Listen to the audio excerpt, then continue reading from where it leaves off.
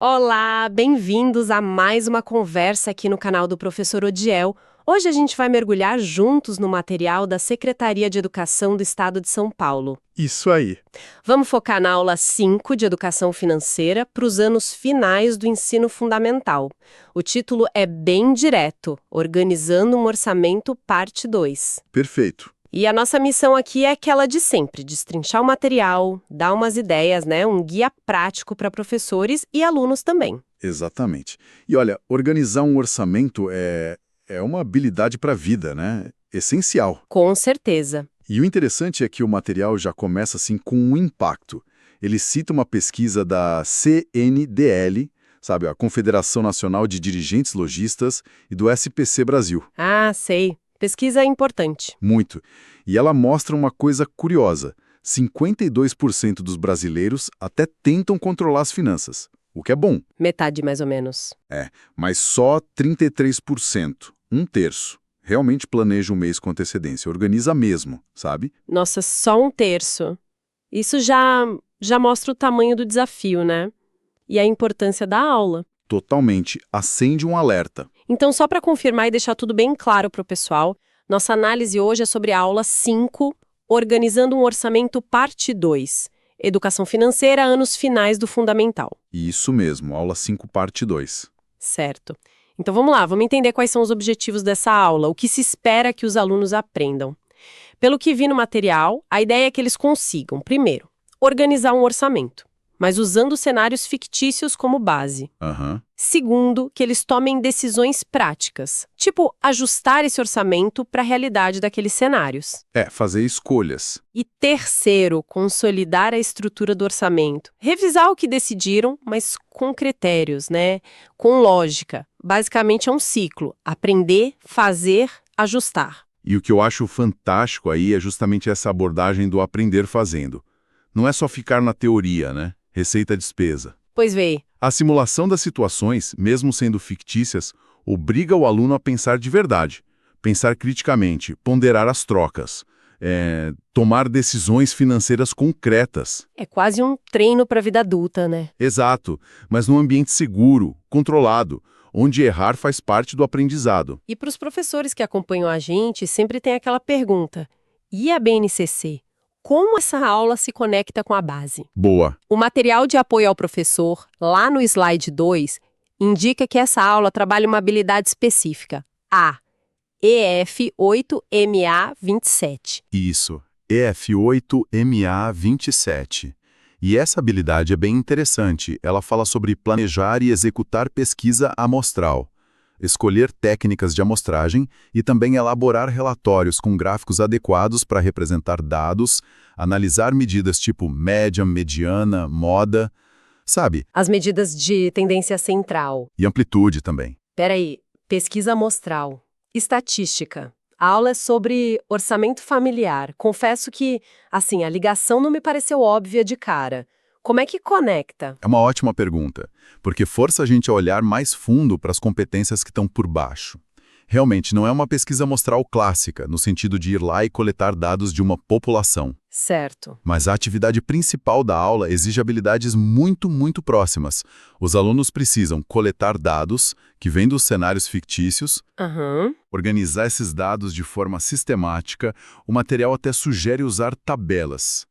Analisar as informações, calcular saldo, ver onde está gastando mais, o impacto dos juros, por exemplo, e comunicar as conclusões, o plano de orçamento deles. Entendi. Todas essas etapas, coletar, organizar, analisar, comunicar, são fundamentais no tratamento de dados.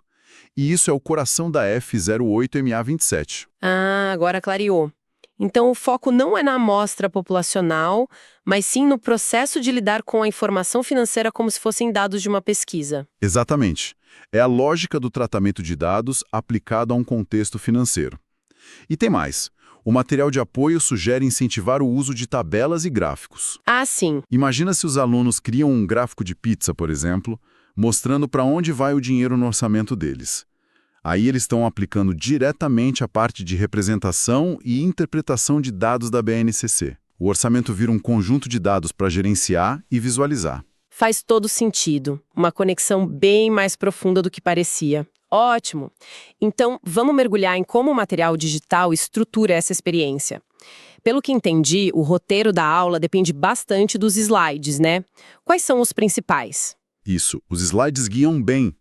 Tudo começa no slide 3. Ele traz aquela pesquisa da CNDL-SPC que a gente já falou. Aquela dos 33% que planejam. Essa mesma. E, o mais importante, ele lança a primeira pergunta disparadora, para começar a reflexão da turma. E qual é essa pergunta? Pra gente já saber. A pergunta é: como a adoção de um método consistente de registro e análise das despesas pode impactar a eficácia do seu planejamento financeiro e ajudar na prevenção de desperdícios? É uma pergunta aberta, né? Para pensar sobre a importância de anotar, de controlar. Boa pergunta para começar, para dar o tom da aula. E depois dessa reflexão inicial, aí vem a mão na massa, certo? Sim, aí a gente entra no núcleo da aula, que são os slides 4 a 10.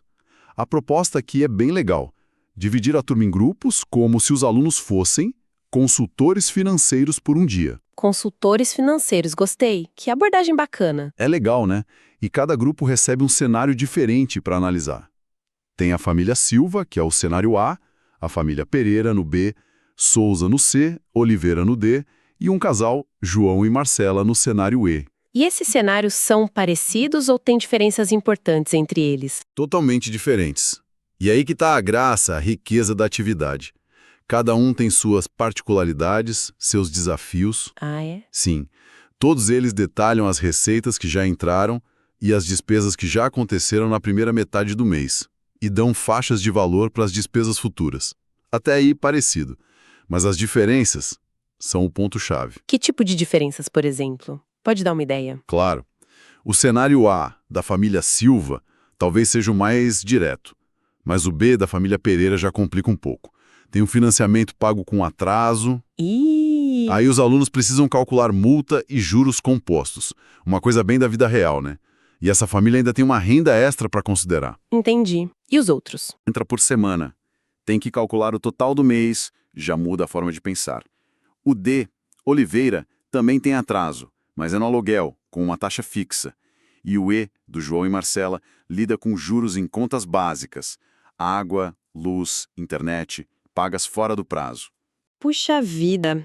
Então não é só uma planilha padrão para todo mundo. Cada grupo tem que investigar os detalhes do seu caso, fazer contas específicas, lidar com juros. Isso aumenta bastante o desafio, né? E o realismo também.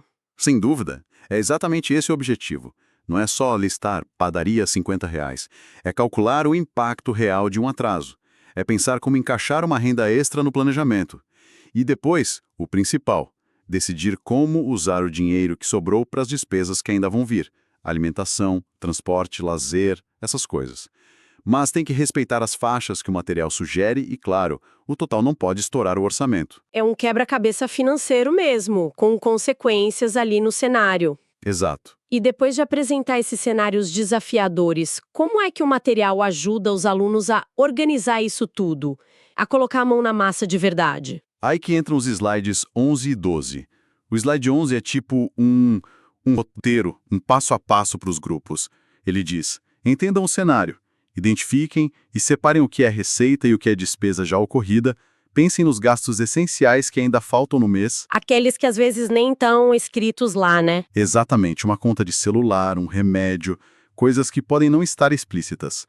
Depois calcular o saldo que sobrou para a segunda quinzena, e aí vem o ponto crucial: propor estratégias práticas para ajustar o orçamento, ou seja, decidir onde e como gastar o dinheiro que resta. Entendi o guia do slide 11. E o 12, o que ele traz? O slide 12 é um apoio visual super útil. Ele mostra um modelo de resposta já preenchido. Usa um sexto cenário, que é o da família de Maria. Ah, um exemplo. Isso, funciona como um gabarito, um exemplo concreto de como fazer. Mostra como organizar as informações, identificar receitas, despesas, prever os gastos futuros essenciais, água, luz, talvez escola, calcular o saldo e, finalmente, como montar a planilha de orçamento detalhada, com colunas para data, tipo se é receita ou despesa, categoria, moradia, alimentação, etc., descrição e o valor. Ah, legal. Então esse modelo da família de Maria serve para mostrar a estrutura final esperada, como deixar tudo organizadinho, claro. Exatamente. Mostra o processo e o resultado. Nesse exemplo da família de Maria, eles conseguem fechar o mês com um saldo positivo, R$ 200, mostrando que deu para encaixar tudo dentro da renda. Que bom! E a material nesse ponto até reforça uma coisa importante: registrar tudo, inclusive os pequenos gastos. Porque no fim do mês eles somam, né? É aquele ditado do cafezinho: um por dia parece nada, mas... Verdade. Atenção aos detalhes faz toda a diferença no orçamento. E para fechar a aula, depois dessa atividade toda, o que o material propõe? O slide 13 é para isso: encerramento e consolidação. Ele retoma a ideia principal: orçamento organizado é ferramenta para estabilidade, até para crescer financeiramente. E aí lança a segunda pergunta-chave para a reflexão final. E qual é essa segunda pergunta? Como a prática contínua de revisar e ajustar seu orçamento pode influenciar a sua capacidade de lidar com imprevistos? Ela joga o foco para o futuro, para a importância de manter esse hábito de olhar para o orçamento sempre. Entendi a estrutura pelos slides. Agora, pensando na sala de aula mesmo, no dia a dia, quais as orientações pedagógicas, as dicas para o professor mediar isso tudo? Como ele pode começar, por exemplo? Olha, para o início, a sugestão é usar justamente o slide 3, aqueles dados da pesquisa CNDL-SPC e a primeira pergunta disparadora que a gente comentou: como a adoção de um método consistente de registro e análise das despesas pode impactar a eficácia do seu planejamento financeiro e ajudar na prevenção de desperdícios. Certo. O material até sugere que os alunos podem pensar um pouco sozinhos primeiro, depois conversar em duplas ou pequenos grupos. O objetivo é fazer eles perceberem essa conexão, sabe? Entre anotar, analisar e controlar o dinheiro. Talvez até trazer exemplos deles mesmos ou da família. Faz sentido para conectar com a realidade deles. E durante a atividade principal, aquela dos cenários em grupo, dos slides 4 a 12, qual o papel do professor ali? Não é só entregar as folhas e ficar olhando, imagino. De jeito nenhum. O professor ali é um mediador ativo fundamental. As notas de apoio detalham isso bem. Ele organiza os grupos, distribui os cenários diferentes para cada um e orienta o processo todo. Orienta como? Ajudando a categorizar receitas e despesas, a pensar naqueles gastos essenciais escondidos, a calcular o saldo direitinho, principalmente nos cenários que têm juros que podem dar mais trabalho, e, claro, a discutir as estratégias. Estratégias tipo cortar gastos, onde dá para economizar? Sim, por exemplo, discutir quais gastos não essenciais dá para reduzir ou cortar para fazer o orçamento fechar. Ou, se o cenário permitir, como criar uma pequena reserva para imprevistos. O professor também incentiva eles a montar a planilha, pode ser no papel, numa lousa pequena, ou se tiver como, no computador. E reforça: anotem tudo. Ele circula pela sala, tira dúvida, provoca o raciocínio dos grupos. É um trabalho bem ativo. É aí que a coisa fica interessante e desafiadora para os alunos mesmo, né? Tomar decisões concretas. Quanto vai para transporte, e para o lazer, e para comida. Tudo dentro das faixas e sem estourar a renda. Imagino que deu umas discussões boas dentro dos grupos. Com certeza. É um exercício prático de priorizar, de negociar. O professor pode até estimular o debate. Olha, esse gasto com lazer aqui, é prioridade mesmo esse mês, considerando que teve aquele imprevisto X? E, de novo, pode incentivar o uso de tabelas, gráficos, reforçando a conexão com a habilidade da BNCC. É um momento muito rico de aprendizado junto, colaborativo. E para o fechamento da aula? Com o slide 13 e a segunda pergunta-chave. Como conduzir? A ideia é fazer um debate com a turma toda. O professor revisa os conceitos principais, registrar, analisar, planejar e joga a pergunta no ar. Como a prática contínua de revisar e ajustar seu orçamento pode influenciar a sua capacidade de lidar com imprevistos? E o que se espera que os alunos percebam com essa discussão final? Qual é o pulo do gato? A mensagem principal ali? A expectativa é que eles concluam que o orçamento não é uma foto estática, sabe? Que você tira uma vez e pronto. Revisar e ajustar sempre é o que faz ele ser útil de verdade. Aham. Permite achar desvios rápido, perceber mudanças no jeito de gastar, Corrigir o rumo antes que um probleminha vire uma bola de neve. Ajuda a evitar dívida, a criar reserva de emergência, a alinhar os gastos com os objetivos de vida. Resumindo, essa revisão constante cria resiliência financeira. Então, resumindo a ópera, essa aula vai muito além de continha de mais e menos. Ela trabalha comportamento financeiro, planejamento, tomada de decisão, prevenção. São habilidades para a vida toda. Exatamente. Transforma a gestão do dinheiro numa ferramenta. Uma ferramenta para alcançar coisas, para ter mais tranquilidade. E chegando aqui na nossa conversa, acho fundamental a gente fazer um reconhecimento. Queria deixar uma palavra de valorização aos professores da rede estadual de São Paulo. Com certeza. A gente sabe que aplicar esses materiais, adaptar para cada turma, para cada realidade, exige um esforço enorme, criatividade, muita dedicação. Ensinar educação financeira é semear um futuro melhor. O trabalho de vocês é essencial demais nessa jornada. Concordo totalmente e tendo esse reconhecimento para os alunos também. O engajamento de vocês nessas atividades, a disposição para discutir, para calcular, para errar e aprender com cenários.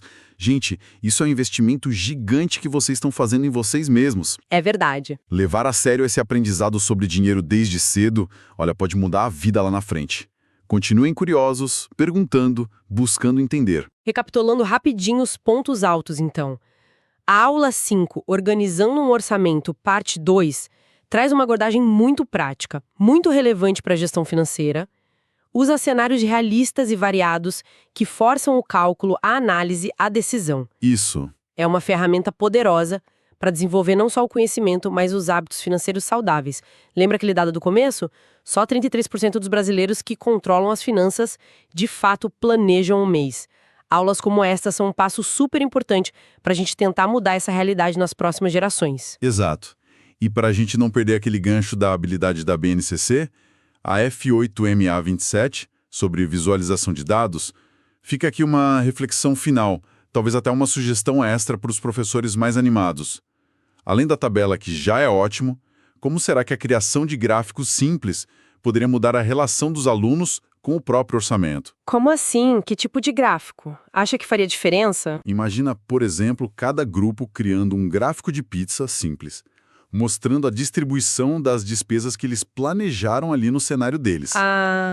Vê visualmente. Vê visualmente que, sei lá, 30% do dinheiro está indo para gastos variáveis ou lazer. Será que isso não tem um impacto diferente, talvez mais forte do que só ler o número na planilha?